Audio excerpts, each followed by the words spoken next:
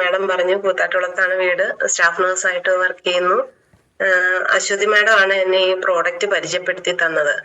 Madam വീട്ടിൽ വന്ന് ഈ പ്രോഡക്റ്റ് തന്നപ്പോൾ, പ്രോഡക്റ്റ് എന്ന് പറഞ്ഞാൽ കുട്ടികൾക്ക് ജലദോഷം, പനി, ചുമ ആ ഒരു സമയം, അതുപോലെ തന്നെ ഹസ്ബൻഡിന് ദഹന സംബന്ധിച്ച പ്രശ്നങ്ങളുണ്ടായിരുന്നു. അപ്പൊ വീട്ടിൽ വന്ന് ബ്രൗഷർ തരുകയും പ്രോഡക്റ്റ് തരുകയും ചെയ്തു. അപ്പൊ എനിക്ക് നോ എന്ന് പറയാൻ തോന്നിയില്ല. കാരണം ഞാൻ ഈ ഒരു ജീവിതശൈലി രോഗങ്ങളുമായിട്ട് ബന്ധപ്പെട്ട ഒരു മേഖലയിലാണ് വർക്ക് ചെയ്യുന്നത്. അതുപോലെ ഒരുപാട് വർഷങ്ങളായിട്ട് അങ്ങനെ ഒരു സിറ്റുവേഷനാണ് കണ്ടുകൊണ്ടിരിക്കുന്നത്. നമ്മുടെ വീട്ടിലും അതുപോലെ ഒരു സിറ്റുവേഷൻ ആണ്. അതുകൊണ്ട് എനിക്ക് ആയുർവേദം എന്ന് പറഞ്ഞപ്പോഴേ എനിക്ക് അതിനകത്ത് താല്പര്യം ഉണ്ടായിരുന്നു. പിന്നെ വേറൊന്നും ചിന്തിച്ചില്ല.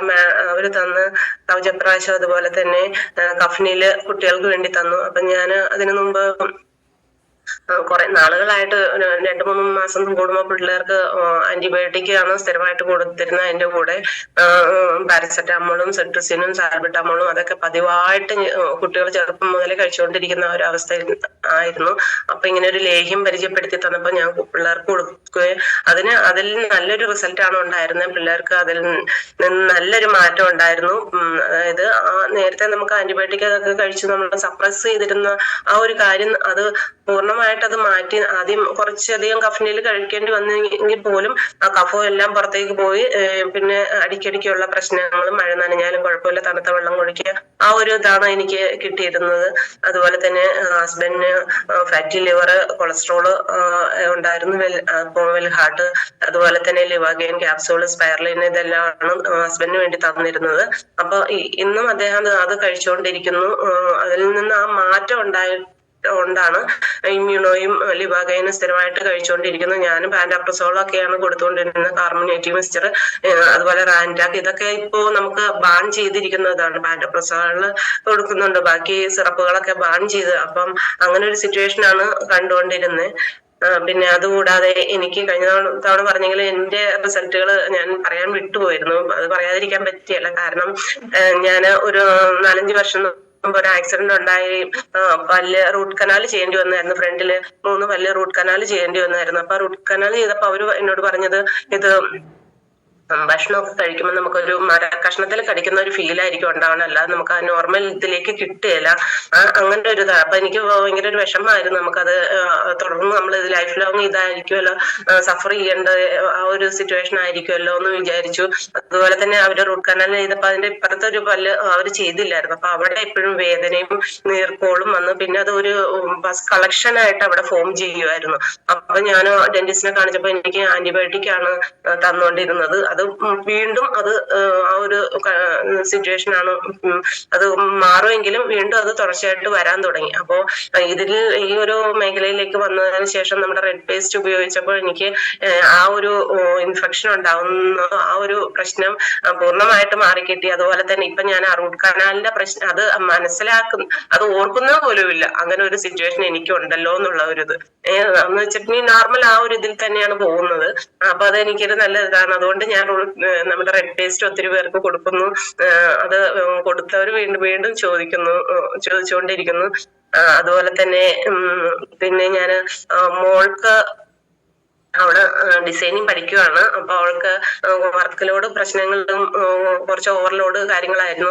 ഭക്ഷണം കഴിക്കാനോ അതുപോലെ തന്നെ സപ്ലിമെന്റ് ഞാൻ കൊടുത്തു വിട്ടുന്നത് കഴിക്കാനോ അങ്ങനെ ഒരു സമയം ഉണ്ടാകുകയില്ലായിരുന്നു. അപ്പം അത് ഓവർലോഡ് ഒക്കെ കൊണ്ടാണ്, ഉറക്കമില്ലായ്കയും ഭക്ഷണം കഴിക്കാത്തതിന്റെ ഇതായിട്ട് അവൾക്ക് പീരീഡ് കറക്റ്റ് ആയിട്ട് വരുന്നില്ലായിരുന്നു. അപ്പം ഇടയ്ക്ക് അവള് 2 മാസമായിട്ട് പീരീഡ് ഉണ്ടായില്ലായിരുന്നു. അപ്പൊ വീട്ടിൽ വന്ന് എന്നോട്, അമ്മ ഞാൻ ഇങ്ങനെ ഒരു ഇതാണ്, എനിക്ക് ഡോക്ടറെ കാണണം എന്ന് പറഞ്ഞു. ഞാൻ ഒന്നും പഠിച്ചില്ല. എന്റെ വുമൺ കമ്പാനിയൻ ഉണ്ടായിരുന്നു, ഞാൻ കൊടുത്തു. ഒരു ദിവസം ഞാൻ കൊടുത്തോളൂ. എനിക്ക് അവൾക്കും ആകെ ഒരു ഇതായിപ്പോയി. അമ്മ എന്ന് പറഞ്ഞു. പിറ്റേ ദിവസം അവൾ എന്റെ അടുത്ത് വന്നു, അമ്മ പീരീഡ് ആയി.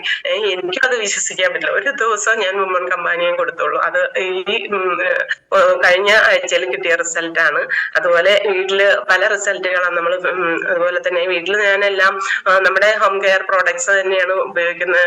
ടീ ലൈറ്റ്, അതുപോലെ തന്നെ ക്രീം, പേസ്റ്റ് എല്ലാം തന്നെ നമ്മുടെ പ്രോഡക്ട്സ് ആണ് ഉപയോഗിക്കുന്നത്. അതുകൂടാതെ ഇനി ഞാൻ ഈയിടെ കൊടുത്തതിൽ റിസൾട്ട് എന്ന് പറയാനായിട്ടും ഞാൻ ഒരു 21 വർഷം പഴക്കം ഉള്ള പൈൽസ്, പേഷ്യന് ബ്ലീഡിങ് പൈൽസ് ആണ്. പേഷ്യന്റ് എന്ന് വെച്ചാൽ ഞാൻ പരിചയത്തിലുള്ള ഒരു ഇതാണ്.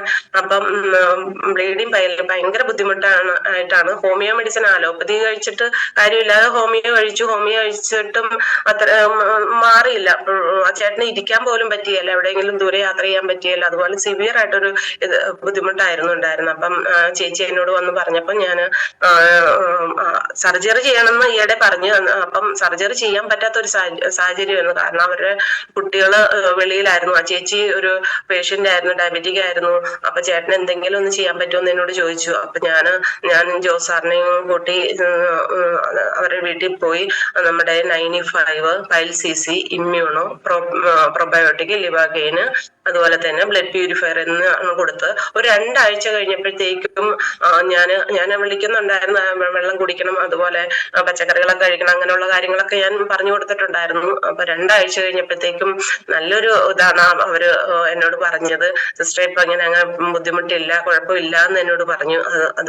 അതുപോലെ തന്നെ അവര് വന്ന് എൻ്റെ അടുത്ത് പറയുമ്പോ അവരുടെ ആ സന്തോഷം, അത് എനിക്ക് എന്തൊക്കെ റിസൾട്ട് കിട്ടിയാലും എനിക്ക് ആ ഒരു റിസൾട്ട് എനിക്ക് മറക്കാൻ പറ്റിയില്ല. കാരണം അവരത്രയ്ക്ക് സഫർ ചെയ്യുന്നുണ്ടായിരുന്നു. അതാണ് നമുക്ക് മനസ്സിലാക്കാൻ അവരെ സന്തോഷം.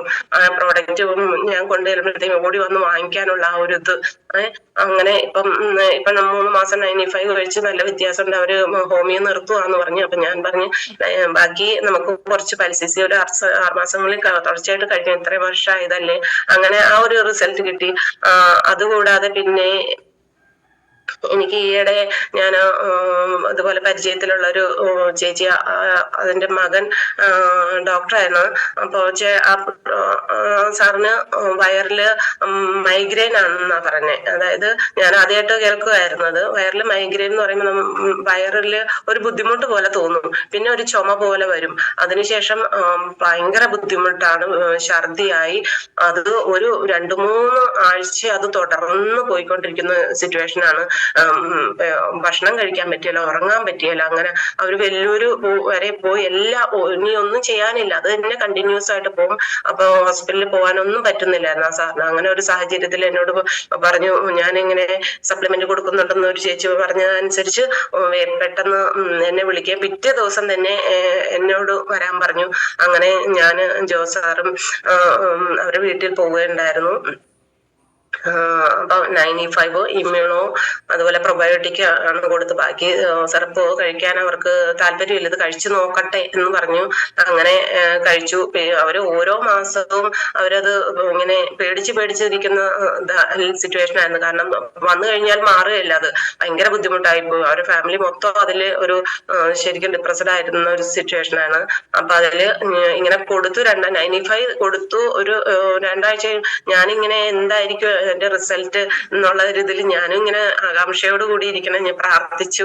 അങ്ങനെ സാറ്, സുമേടം എല്ലാവരോടും പറഞ്ഞ ആ ഒരു ഇത് ഇനി അങ്ങനെ ഉണ്ടാകാതിരിക്കാൻ നമുക്ക് പ്രാർത്ഥിക്കാം. അങ്ങനെ ആ ഒരു രീതിയിൽ പോവുകയാണ്. ഇപ്പം ഞാൻ വിളിച്ചു ചോദിക്കുമ്പോ കുഴപ്പമില്ല, ഇതുവരെ കുഴപ്പമൊന്നും ഉണ്ടായില്ല, ആ ഒരു ഇതാണ് കണ്ടത്. പിന്നീട് ശരിക്കും പറഞ്ഞ ഇപ്പം അങ്ങനെ ഒരു ബുദ്ധിമുട്ട് അവർക്ക് ഉണ്ടായില്ല.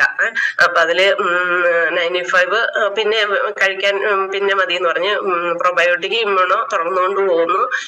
അങ്ങനെ ഒരു സിറ്റുവേഷൻ ആണ് ഉണ്ടായത്. അപ്പം വളരെ സന്തോഷമായത് കേട്ടപ്പോ. അതുപോലെ തന്നെ പിന്നെ ഞാൻ ഈയിടെ കുറച്ചു പേർക്ക് കൊടുത്തിട്ടുണ്ട്. ഒരു ബാംഗ്ലൂർ ഒരു ഫാദറിന് ആർത്രൈറ്റിസ് ആയിട്ട് ബുദ്ധിമുട്ടുന്ന ഒരു ഫാദർ. അതുപോലെ തന്നെ പിന്നെ ഒരു അപ്പച്ചനും അമ്മച്ചിയും കുറെ അവരെ മക്കളും വെളിയിലാണ്. അവരിതുപോലെ എല്ല് പൊടിഞ്ഞ് പോകുന്ന ഒരു ബുദ്ധിമുട്ടാണ് അമ്മച്ചി പറഞ്ഞത്. ആദ്യം ഞങ്ങൾ വീട്ടിൽ ചെന്നപ്പോ അമ്മച്ചി സമ്മതിച്ചില്ല.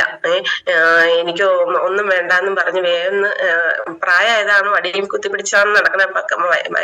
അപ്പൊ അങ്ങനെ എനിക്ക് വേണ്ടാന്നും പറഞ്ഞ് അങ്ങനെ പോയി. പക്ഷെ അപ്പച്ചൻ ഞങ്ങളുടെ ഇന്ന് വാങ്ങിച്ചു. അപ്പച്ചന് ഞാൻ ഈ ഇമ്മ്യൂണോ, അതുപോലെ തന്നെ മുരിങ്ങ, പിന്നെ വെൽഹാർട്ട്, പിന്നെ പുറത്ത് തേക്കാനായിട്ട് പുറം വേദന ഉണ്ടായിരുന്നേ.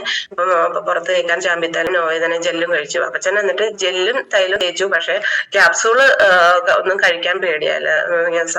അപ്പച്ചന് ടെന്റ് ഇട്ടതായിരുന്നു, ബ്ലോക്കും കാര്യങ്ങളും ഉണ്ടായിരുന്നു. വെൽഹാർട്ട് കൊടുത്തിട്ട് ഇത് കഴിച്ചാൽ ശരിയാകുകയില്ലെന്നുള്ള ആ ഒരു ഇത് തന്നെയാണ് ആ അപ്പച്ചന് ഉറച്ച് ഇങ്ങനെ നിന്നു. അപ്പൊ പിന്നെ ഞാൻ വിളിക്കുകയൊക്കെ ചെയ്തപ്പോ കുഴപ്പമില്ല, ഉപയോഗിക്കുന്നുണ്ടെന്ന് പറഞ്ഞു. പിന്നെയും ഒന്നുകൂടെ ഞാൻ വിളിച്ചപ്പം ഓയിന്റ്മെന്റ് മാത്രമേ തേക്കുന്നുള്ളൂ, ഞാൻ മറ്റേത് തേച്ചില്ല എന്ന് പറഞ്ഞു. അപ്പൊ അപ്പച്ചൻ എന്നിട്ടും ഗുളിക കഴിക്കാൻ ഇതായില്ല.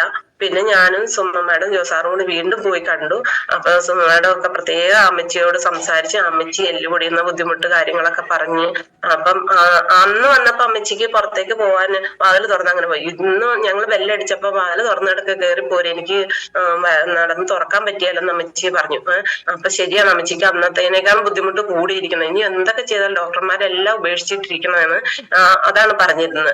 അപ്പൊ ഞങ്ങള് ഒരുപാട് കാര്യങ്ങൾ അമ്മച്ചിയെ പറഞ്ഞ് മനസ്സിലാക്കി. അമ്മച്ചി അച്ഛന് ആ ഓയിന്റ്മെന്റ് തേച്ചപ്പോ കുറഞ്ഞത് കൊണ്ടിട്ട് അമ്മച്ചി അത് കഴിക്കാൻ തയ്യാറായി. അമ്മച്ചിക്ക് ഞങ്ങൾ ന്യൂട്രിലൈഫ് നാട്രിയും അതുപോലെ തന്നെ ഇമ്മ്യൂണോ പിന്നെ ചാമ്പിത്തൈലവും നോവേദന ജെല്ല് നോവേദന ക്യാപ്സൂള് കൊടുത്തു. അപ്പം കഴിക്കുന്നുണ്ട്. അതുകൂടാതെ അപ്പച്ചനോടും ഞങ്ങൾ പറഞ്ഞു. അപ്പച്ചന് ഭയങ്കര ഒരു വിഷമമായിരുന്നു. എന്ന് വെച്ചാൽ മക്കളടുത്തില്ല, ഞങ്ങള് തന്നെയേ ഉള്ളൂ, ഇനി എന്താ അമ്മച്ചിയുടെ സിറ്റുവേഷൻ ഇങ്ങനെ, അപ്പച്ചനും പ്രോബ്ലം, ഇനി എന്താവും എന്നുള്ള ഒരു ഇതിലായി ഭയങ്കര ബുദ്ധിമുട്ട് വിഷമത്തിലൊക്കെ ആയിരുന്നു. ഞങ്ങൾ ഒരു 3/4 മണിക്കൂർ അവിടെ നിന്ന് സംസാരിച്ചപ്പോ അവര് ഭയങ്കര സന്തോഷമായി അവർക്ക്. അങ്ങനെ അവരെല്ലാം തുടർന്ന് അപ്പച്ചനും അമ്മച്ചിയും കഴിക്കാൻ തുടങ്ങി. ഈയിടെ അമ്മച്ചിയെ വിളിച്ചു നോക്കിയപ്പോ വ്യത്യാസമുണ്ട് മോളെ, ഇനിയും ബാക്കി വരട്ടെ, അങ്ങനെ ഒരു ഇതാണ്. എന്നാലും അവര് കഴിച്ചോളും, അവരെ അസുഖം പൂർണ്ണമായിട്ട് മാറിക്കിട്ടും എന്നുള്ള ഒരു പ്രതീക്ഷ. അപ്പൊ അതൊക്കെയാണ്. അങ്ങനെ ഇതൊക്കെയാണ്. ഇനി കുറച്ചു പേർക്ക് കൊടുത്തിട്ടുണ്ട്, റിസൾട്ടുകൾ വരാറുണ്ട്. CA പേഷ്യൻസിനൊക്കെ കൊടുത്തിട്ടുണ്ട്, 95 ഉൾപ്പെടെ കൊടുത്തിട്ടുണ്ട്. അപ്പൊ എല്ലാവർക്കും നന്ദി.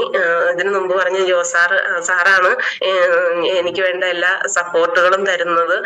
സാറും മാഡം വന്ന് ഏതൊരു വർക്കിനും എപ്പോ വിളിച്ചാലും വരികയും എല്ലാ സപ്പോർട്ടും എപ്പോഴും തന്നുകൊണ്ടിരിക്കുന്നത്. അതുപോലെ സജിനി മാഡം, പിന്നെ നമ്മുടെ ITCയിലേക്ക് കടന്ന് നമ്മുടെ ജിനീഷ് സാറ്, ഫാമിലി, എല്ലാവർക്കും നന്ദി, എല്ലാവർക്കും താങ്ക്സ്.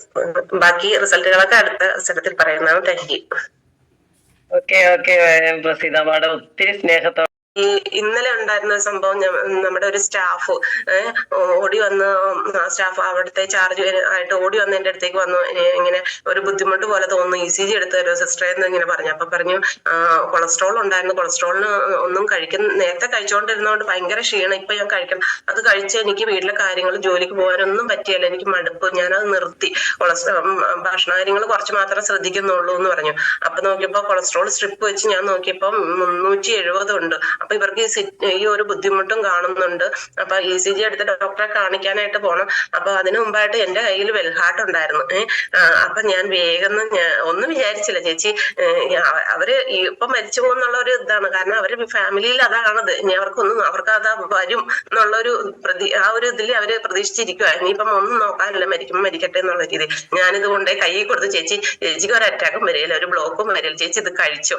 അവര് സന്തോഷത്തോടു കൂടി ആ ഒരു ഇത് എന്റെ കയ്യിൽ അപ്പൊ ഉണ്ടായിരുന്നോണ്ടിട്ട് അവർക്ക് കൊടുക്കാൻ പറ്റി. ഞാൻ അത് കൊടുത്തു, അവര് സന്തോഷത്തോട് മേടിച്ച് കഴിച്ചോളാം സിസ്റ്റർ എന്ന് പറഞ്ഞു. ഓക്കെ സിസ്റ്റർ, എന്തായാലും